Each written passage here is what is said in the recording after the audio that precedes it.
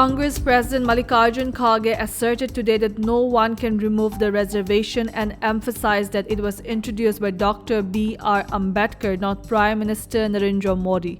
Kharge's response followed Prime Minister Modi's allegation made yesterday during a campaign rally in Sarad, Jharkhand, where he accused the Congress of having dangerous intentions regarding reservation for scheduled castes, SC, scheduled tribes, ST, and other backward classes, OBC. Kharge also noted that Prime Minister Modi claims to protect the reservation, but Congress will ensure it is never ended.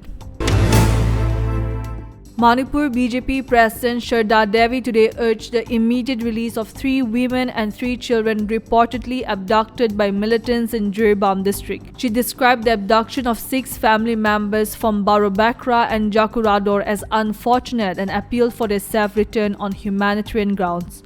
On November 13, Manipur Civil Society Group also issued a 7-day ultimatum to the government demanding urgent action to resolve the ongoing state conflict.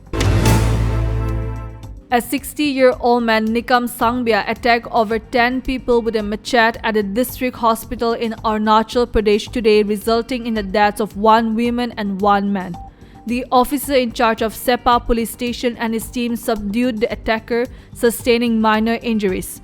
The attack caused widespread panic with patients fleeing the hospital. Superintendent of Police Kamdan Sikom stated the incident involved relative with Sangbya randomly targeting people.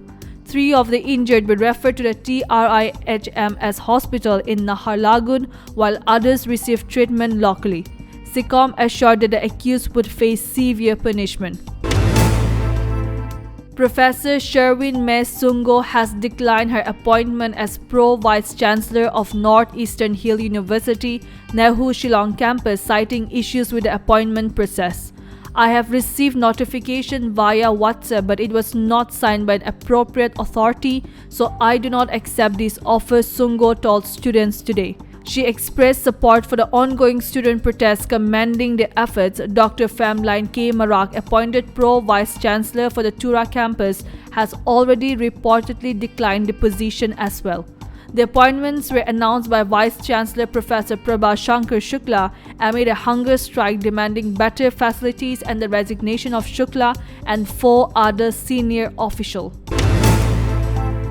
The Guwahati Jal Board has notified residents of a temporary water supply suspension across 28 areas of the city from tomorrow until November 17 due to essential maintenance work. Thousands of residents in areas such as Amiya Nagar, Chandmari, Rajgarh, Lachit Nagar, Ulubari, Zoo Road, Anil Nagar, and others will be affected.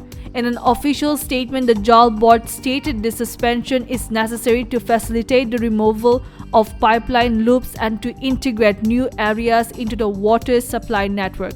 The project aims to be completed by the end of November for final commissioning. The National Assembly of South Korea today passed a revised bill offering state compensation to citizens affected by North Korea's trash-filled balloons. In a parliamentary plenary meeting, both ruling and opposition parties agreed to amend the Framework Act on Civil Defense to cover damages caused by threats that fall short of a full civil defense emergency, such as wars or natural disaster. The amendment allows the government to provide full or partial compensation for health, property, or life damage caused by such incidents. Since last May, North Korea has sent thousands of trash-filled balloons in response to alleged anti-Pyongyang leaflets sent by South Korean activists. The inaugural Lanka T10 Super League 2024 begins on December 11 in Kandy, featuring an opening ceremony before the first match between Jaffna Titans and Hambantota Bangla Tigers. 6 franchises, Jaffna Titans, Hambantota Bangla Tigers, Colombo Jaguars, Nuwara Elia Kings, Kandy Bulls, and Team Gal Marvels will compete in a round-robin format.